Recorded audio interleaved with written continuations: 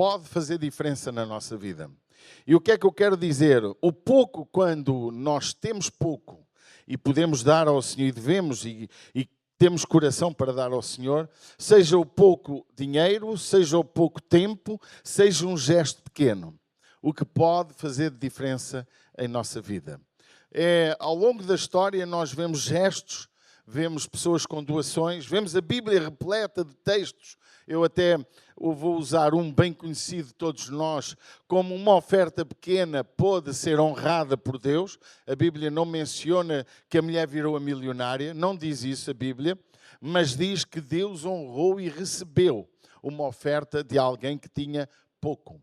Nós estamos com um perigo, porque existem comunidades que só falam de dinheiro, só falam de nos doarmos, só fala quase parece que o fundo da nossa vida cristã é dinheiro.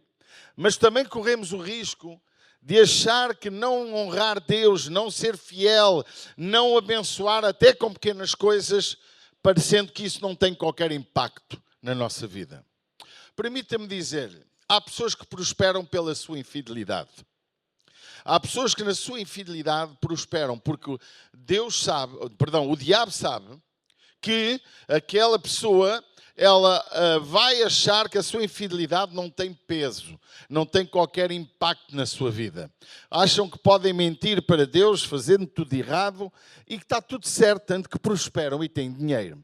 São infiéis naquilo que Deus lhes pede, são infiéis naquilo que Deus fala na sua palavra, são fiéis naquilo que Deus planta para fazer e não fazem. São infiéis em muitas coisas. E isso, muitas dessas pessoas prosperam porque o diabo descobriu que elas, com dinheiro, são infiéis. Há pessoas que são infiéis quando são pobres, quando não têm nada. A pobreza faz com que não tenham fé para doar o seu tempo, doar gestos de amor ou doar as suas finanças. E por isso não são fiéis na sua vida. Não quando têm, uns é por quando têm fartura, outros é quando têm falta, são infiéis. E, irmãos, eu quero que hoje nos concentremos em 3 aspectos da nossa doação. A doação financeira, a doação do nosso tempo e a doação de pequenos gestos em favor de pessoas. Ok? Gestos, ações. E qualquer gestos de fé. Atitudes de fé que poderão fazer toda a diferença na nossa vida. E não ensinar isto significa roubar-te bênção. Não te fazer ver que a tua fidelidade e Deus é claro. Quem é fiel no pouco, Deus coloca no muito. Embora alguns, quando chegam ao muito, tornam-se infiéis. Você entende? E este muito não é só dinheiro, irmãos. Este muito é usar certo o que Deus te dá. Sejam as tuas capacidades, sejam o teu tempo. Como tu usas o teu tempo para com o próximo, para com a comunidade, a igreja, para com a tua vida. O que é que tu és capaz de fazer com aquilo que tens nas tuas mãos? De acordo com o texto de Marcos 12, 41 a 44, eu peço que coloquem.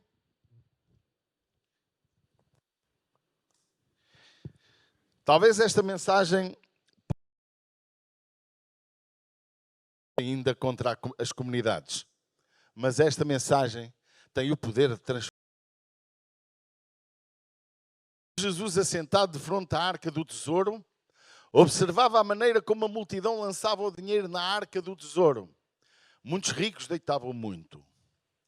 Vindo, porém, uma pobre, diga comigo pobre, além de pobre era viúva, podia ser casada, ter o seu marido e ser pobre, deitou 2 pequenas moedas que valiam meio centavo. E chamando os seus discípulos disse, em verdade vos digo, que esta pobre viúva deitou mais do que todos os que deitaram na arca do tesouro. Porquê? Porque todos ali depositaram do que lhes subjava, mas esta da sua pobreza deu tudo o que tinha, todo o seu sustento. O pouco, quando é entregue da forma certa, torna-se muito nas mãos de Deus. O meu desejo é que possamos entender nesta manhã que Deus não se impressiona com a quantidade que possamos dar, seja de tempo, talento ou dinheiro, com grandes gestos, mas com a qualidade da entrega, seja recursos, tempo ou gestos. Vivemos numa cultura que valoriza números, grandes eventos, grandes valores, grandes feitos, mas o reino de Deus valoriza o coração obediente e a entrega sincera, mesmo que seja algo pequeno aos olhos humanos. Hoje vivemos, ou melhor, hoje veremos que o pouco na hora certa, entregue da forma certa, pode transformar destinos, multiplicar recursos e mudar vidas. Quando o pouco recurso que nós temos se pode tornar muito. É curioso que, observando esta viúva, nós observamos uma coisa. Deus observou como estavam a doar. Estamos em acordo? Deus reparou, Deus olhava. E não há dúvida, irmãos, ouça com muita atenção. Deus vê como tu doas os teus recursos a Ele. Porque podes dar por uma comunidade que gasta o dinheiro em vinho, em álcool, em estragar, em qualquer maneira. A pessoa, tu não tens obrigação de te preocupar como vão gastar aquilo que tu doas para Deus. Porque também no tempo antigo havia homens que recebiam os bens do povo, os dízimos, e também usavam mal usado. Isso não é teu problema. O teu problema não é como é usado os recursos. O teu problema é como tu obedeces à voz de Deus, que é a palavra, e à voz de Deus que planta no teu coração. Porque Deus fala-nos. Sabe que Deus fala. Até usa jumentos para falar. E é interessante que nós precisamos ter consciência que Deus vê todos os nossos gestos. A Bíblia diz que nada está oculto aos seus olhos. Aquilo que falamos uns dos outros, a maneira como falamos uns aos outros, a maneira como servimos na casa do Senhor, a maneira como somos voluntários e servimos e refilamos e achamos, queremos ser justos a nossos próprios olhos e queremos criar conflitos muitas vezes e guerras que muitas vezes se vê em algumas comunidades. Isso Deus observa. Parece que Deus está em silêncio, mas tudo que o homem planta, diz a Bíblia, será colhido. A lei da sementeira se aplica na comunidade de fé, mas também se aplica na vida cotidiana. A viúva pobre, diz a Bíblia, que deu 2 moedas, deu tudo o que ela tinha. Esta viúva mostra que a nossa oferta, mais que o valor oferecido, é o tamanho da nossa dificuldade. Note o que o texto diz. O tamanho da dificuldade revela o tamanho da tua oferta. Se 1 euro é um obstáculo na tua vida, se 1 euro é algo que te dói, esse euro vai ter valor para com Deus. E isto é relevante para a nossa vida. Outra coisa, esta viúva mostra que a nossa oferta, ela não foi obrigada a ofertar. Note que não havia na lei nada que dissesse para dar tudo o que tem. Isso não existe na Bíblia.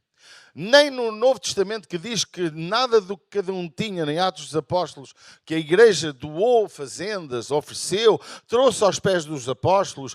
Ninguém ofereceu porque foi obrigado. Tanto que um casal que mentiu, Ananias e Safira, ele ao ofertar e mentir que ofertou tudo, foi penalizado. Porquê? Porque Deus vê a forma com que nos doamos. Seja o nosso tempo, os nossos talentos ou o nosso dinheiro. Agora veja a questão. A viúva não foi obrigada a ofertar, mas quis dar algo que revelasse esforço. Acredito que ela entendeu o que Davi disse em determinado momento da história da sua vida, pois a história do passado também é para nosso ensino. Em 2 Samuel 24 e 25 mostra que dentro de um contexto que Deus preparou um castigo e Davi escolheu o castigo. E Davi escolheu um castigo que era o castigo contra o seu próprio povo. Havia 3 opções de castigo. E entretanto Davi começa a cair nele próprio e não aguentou mais ver o povo a padecer por culpa dele. E o que é que aconteceu? O profeta mandou ir a um determinado lugar e fazer uma oferta ao Senhor. E essa oferta envolvia um lugar que ele tinha que levantar um templo, um tabernáculo, um holocausto, e também tinha que oferecer animais. E havia um homem nesse lugar, pois você leia a história, em 2 de Samuel, que doava todas essas ofertas para Davi ofertar. Doava o terreno, doava os animais, e Davi disse, não, eu não quero oferecer ao meu Senhor algo que não me custe nada. Vamos abrir 2 de Samuel 2:24, porque também é fácil oferecer o que é dos outros. Vocês entendem? E nós temos que aprender a grande lição de Deus para a nossa vida. Se tu queres ser um homem e uma mulher próspera, se queres realmente ver Deus a operar na tua vida, prepara-te para doar 3 áreas da tua vida. 2 Samuel, porém o rei disse a Araúna, não, porque Araúna queria-lhe oferecer aquilo tudo, para ele oferecer, pega nisso e dá ao Senhor como tu entendes. Ele disse, não, porém, por certo, o preço tu comprarei. Porque não oferecerei ao Senhor, meu Deus, holocaustos que não me custem nada. Assim Davi comprou a eira e os bois por 50 siclos de prata. E edificou ali Davi ao Senhor um altar e ofereceu-lhe holocaustos e ofertas pacíficas. Assim o Senhor se aplacou para com a terra e cessou aquele castigo sobre Israel. Davi entendeu que não podia oferecer a Deus aquilo que lhe sobra, aquilo que não lhe dói, aquilo que não lhe custa nada. Davi entendeu que precisava de honrar Deus, oferecer ao Senhor, mas tinha que lhe sair algo que doesse.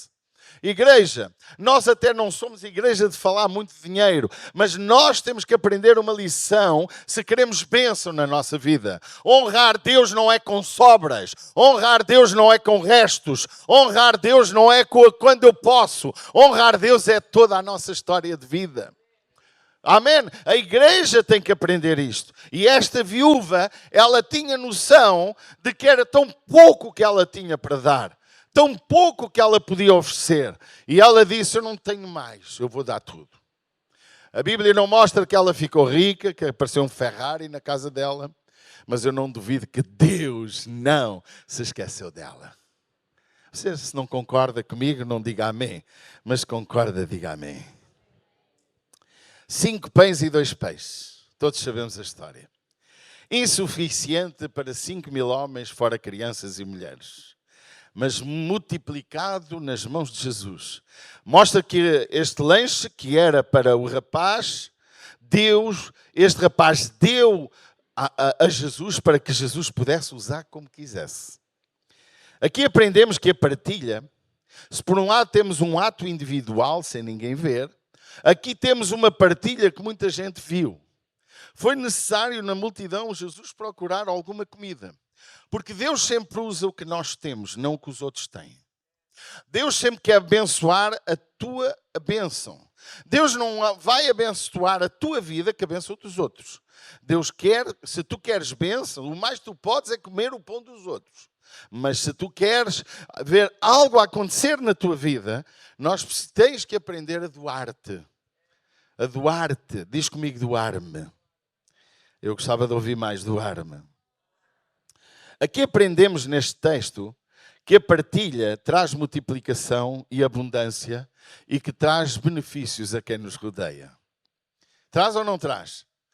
Este jovem partilhou o seu lanche. Eram 5 peixinhos, irmãos. Não acredito que eram 5 pargos. Não.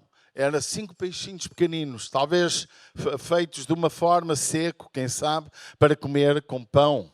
E aqueles pãezinhos, ele pôde ver Jesus a multiplicar. Não só multiplicou para dar a todos, como também sobrou uma enorme quantidade.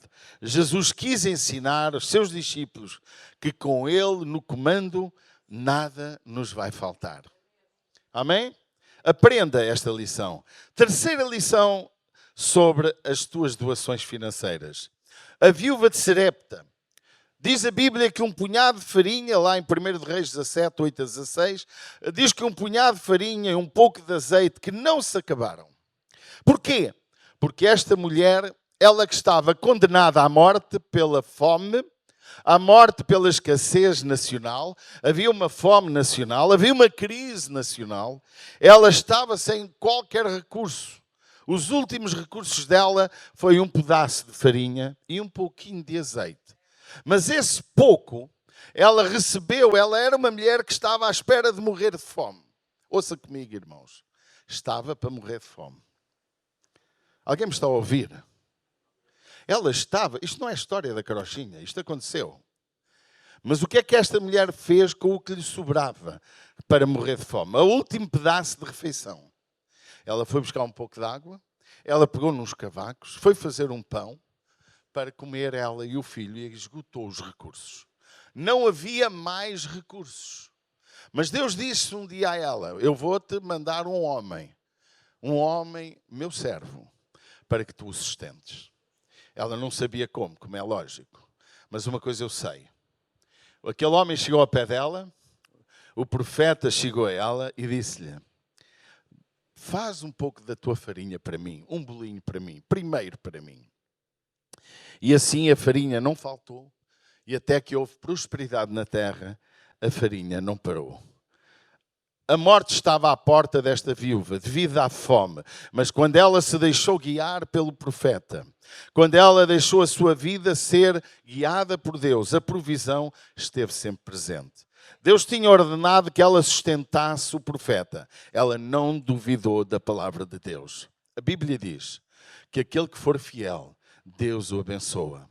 Quando estamos prontos a ser obedientes a Deus, não vamos ser condenados como o mundo será. Não vamos ser atingidos por tendências como nós vemos por aí. Nós somos cristãos e nada nos pode acontecer sem que haja a permissão de Deus. Uma coisa eu sei, quando eu me deixo guiar por Ele, e esta viúva deixou-se guiar, a provisão de Deus esteve lá. Deus não mede o valor da oferta pelo montante, mas pelo sacrifício e pela ação de fé. No ministério, poucos recursos financeiros não limitam o agir de Deus. Na vida pessoal, o que parece pouco para nós é abundante quando Deus está presente. Igreja, nós estamos num momento da igreja que precisa de recursos. Claro que precisa. Vamos fazer obras, vamos adquirir coisas. Irmãos, cuidado. Cuidado. Voluntários, cuidado. Vamos nos disponibilizar para honrar a casa do Senhor. Vamos usar os recursos para a casa do Senhor. Este espaço que você hoje está a ver, há 15 anos, tivemos um ano de obras para o ter. Recursos que irmãos ofereceram, levantaram, olha, foram pedir empréstimos para termos dinheiro para pagar as contas. Quando fechámos as obras, não devíamos um cêntimo a ninguém. Porque o povo estava com um coração para o propósito de fazer. Amados, nem sempre nós corremos, eu dizia ontem na nossa reunião, nem sempre a igreja age com base numa multidão. Às vezes agimos com base naquilo que acreditamos que vai acontecer. Ainda não vemos uma multidão em Fátima, mas eu vejo, eu acredito, eu creio. Porque não é fácil, irmãos, hoje fazer igreja.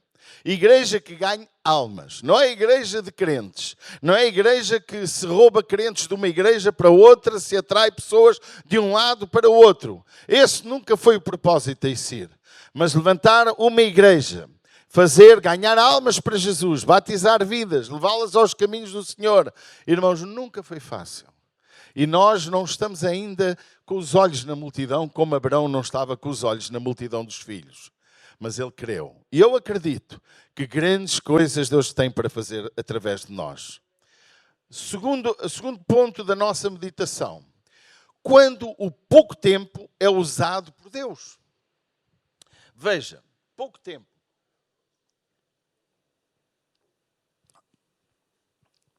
Eu gostava que nós dessemos muita atenção a este aspecto. Porque eu já vou sair do dinheiro, vocês já ficam mais animados. Filipe o eunuco, ele falou com o etíope, em Atos dos Apóstolos 8, diz que teve uma curta viagem, foi trasladado inclusive, e um rápido estudo bíblico que levou à salvação e ao batismo daquele etíope. o pouco tempo que nós usamos para honrar Deus, para falar do amor de Jesus a quem nos rodeia, no nosso trabalho, no hospital, a Miri que está ali, que tem tido problemas graves de saúde, ela está a fazer quimioterapia e ela aproveita a sua quimioterapia para poder falar do amor de Jesus. O Rodolfo faz cá há dias, e até há um vídeo, eu esqueci-me de pedir ao jovem para meter o vídeo, uma criança...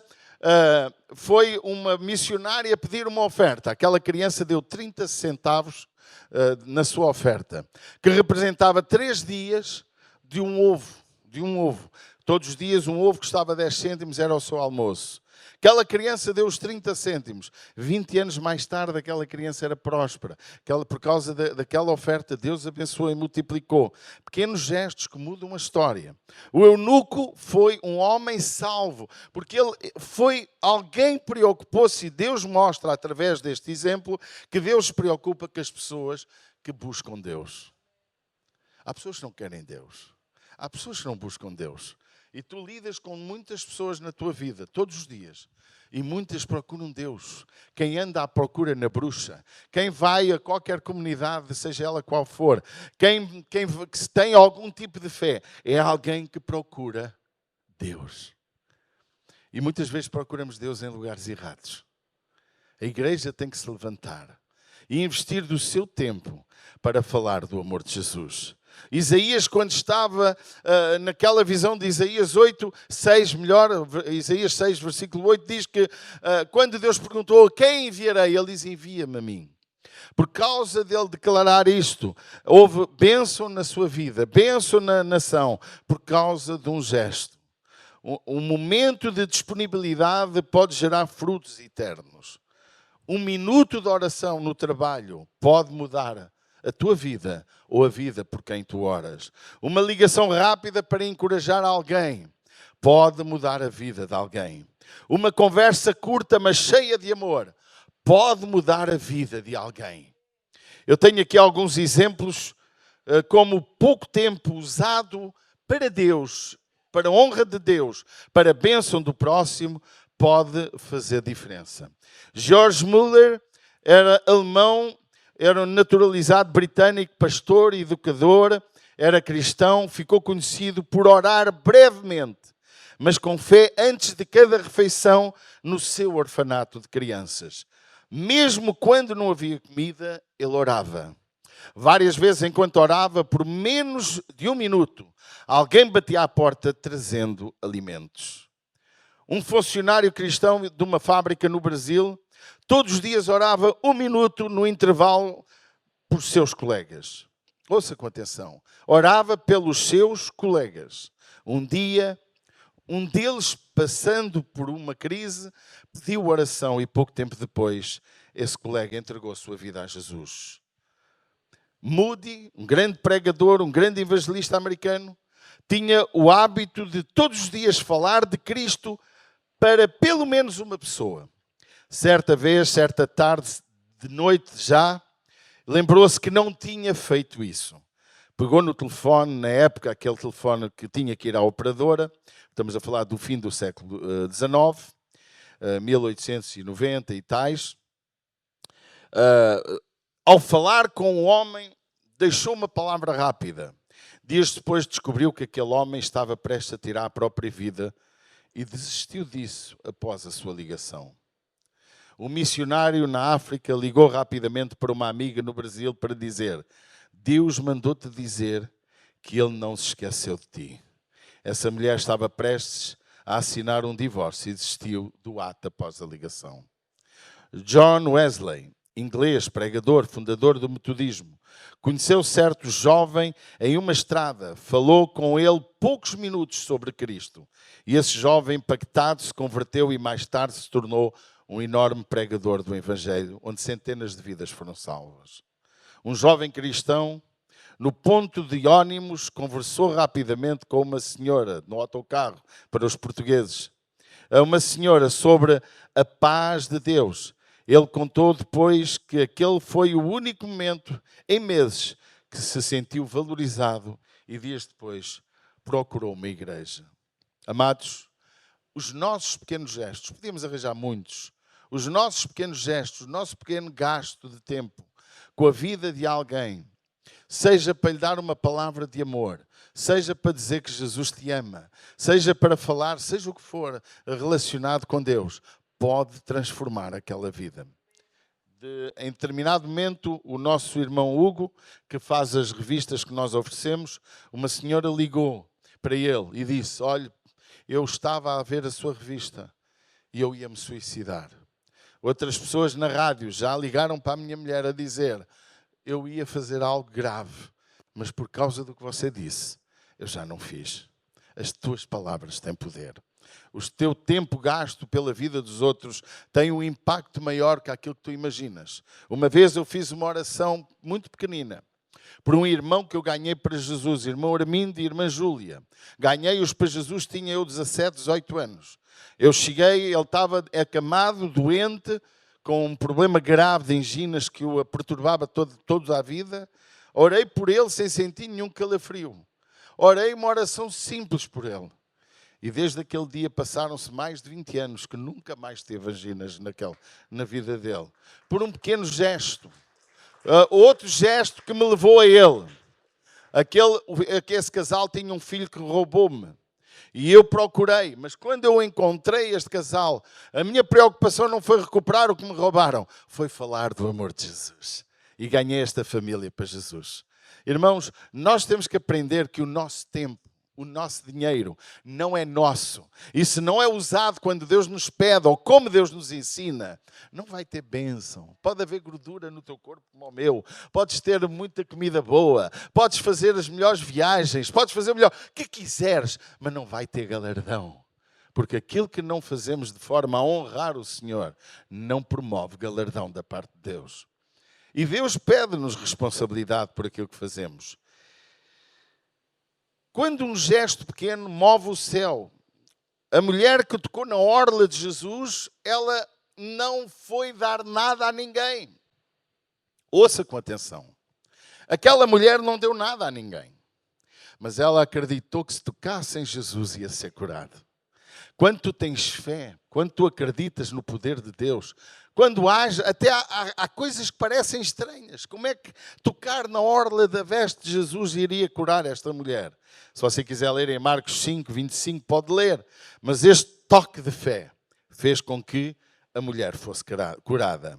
Aquele olhar de Jesus para Pedro, quando Pedro estava a viver um momento em que negou Jesus 3 vezes.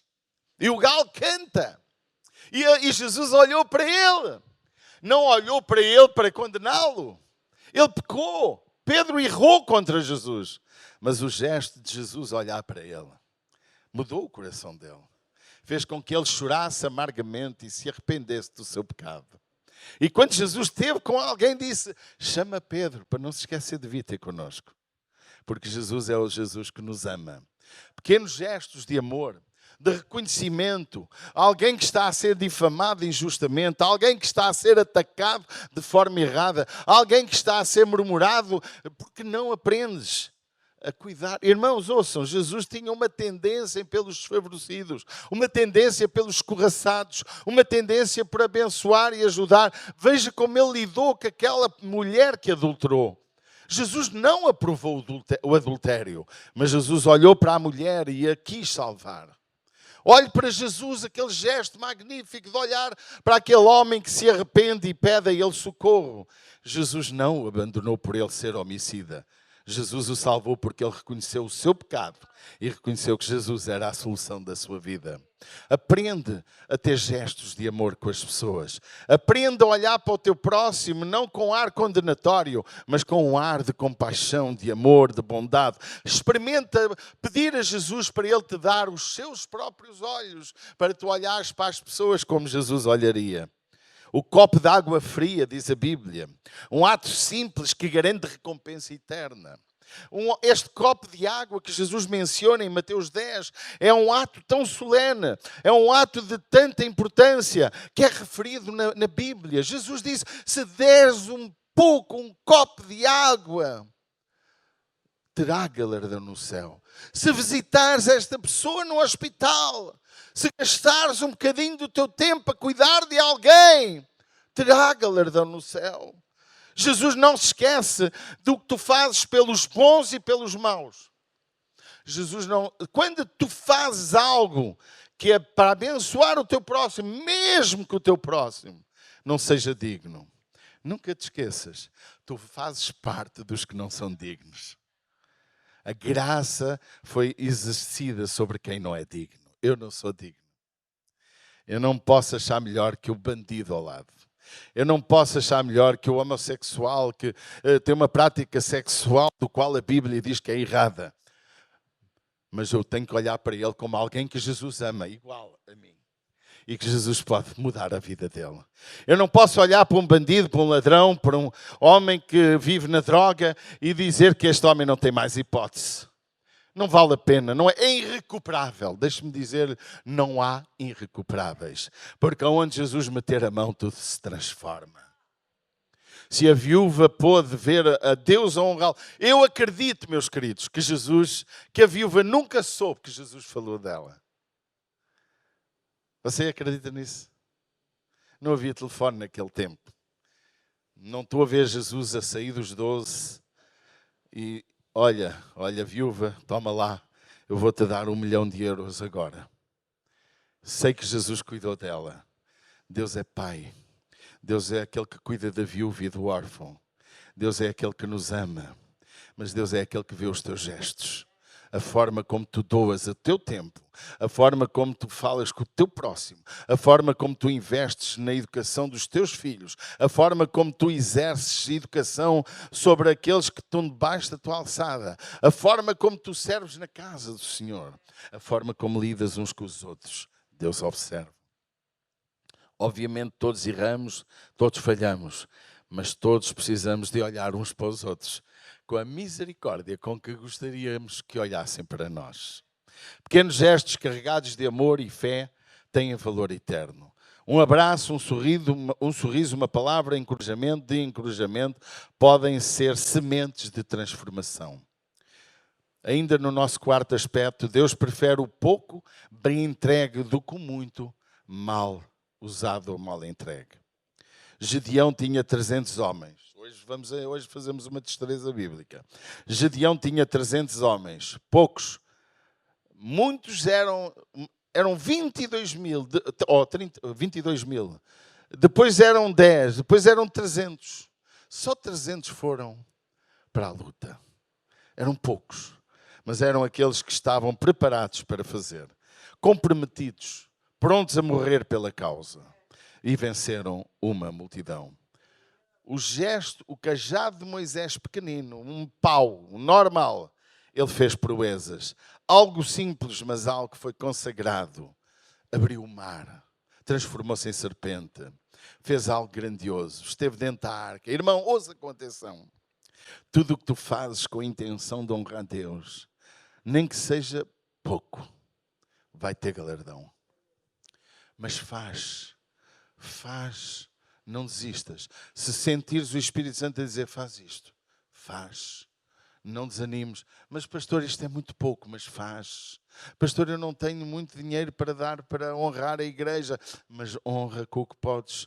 Se Deus plantou no teu coração esse desejo, faz. Não sejas como aquele que ouve a voz do Espírito Santo e diz assim, para trás de mim, Satanás. É Deus a falar e ele a mandar Satanás. Então, cuidado, porque há pessoas que pensam muitas vezes que Deus deixa-se enganar. Deus não se engana. Amém? O que é entregue com fé e obediência é um potencial para Deus usar. Queria terminar com o gesto de Jesus. Jesus foi pouco tempo de ministério. Eu costumo dizer que eu já estou quase melhor que Jesus, não é? Brincando. Claro que estou a brincar. Ele teve 3 anos de ministério, já vou não tarda com 30. É diferente, é ou não é? 30 anos, os discípulos ouviram no 3 anos, eu tenho aqui alguns a ouvir-me há mais de 20 anos. É obra, é ou não é? É obra. Há mais de 20 anos a ouvir o mesmo pastor, a levar com ele, já conhecem os meus defeitos, as minhas qualidades, já sabem quando eu estou chateado. Esta malta conhece-me à distância. Mas Jesus só teve 3 anos. Não deu tempo de se cansarem. Mesmo assim, alguns o quiseram matar. Pelo bem que ele fez. Olha, Jesus curava e diziam que ele fez isso usado por Satanás. Jesus multiplicou o pão, queriam andar atrás dele para comer pão. Jesus dizia uma verdade que atingia o erro das pessoas e alguns não gostavam e queriam matá-lo. Jesus teve pouco tempo de ministério, 3 anos, mas mudou a história da humanidade. Ele também morreu, mas ressuscitou dos mortos. Ele também está aqui em espírito e em verdade, pronto para nos usar, e ele declarou: vocês irão fazer as obras que eu fiz e ainda vão fazer maiores do que as que eu fiz, porque eu vou para o Pai, eu não vos deixarei órfãos, vocês estejam à vontade, tudo o que pedirdes em meu nome, acreditando, eu vos farei. Só temos que tomar posse. Poucos discípulos, 12 homens. Chegou a ter muitos mais, mas abandonaram-no. João 6 mostra como os discípulos se abandonaram porque não gostavam da pregação dele. Há discípulos que se afastam porque não gostam do discurso do pastor. Mas o que é facto é que estes 12 homens, que o Espírito Santo capacitou a alcançar o mundo, um gesto na cruz de braços abertos, um ato único de rendição eterna, e salvou todos aqueles que vêm a Ele. Deus não precisa de muito para fazer algo grande. Diga para quem está ao teu lado: Deus não precisa de muito para fazer algo grande. Ele precisa de corações totalmente entregues. O que é pouco nas mãos do homem é muito nas mãos de Deus. O pouca farinha transformou-se e se multiplicou.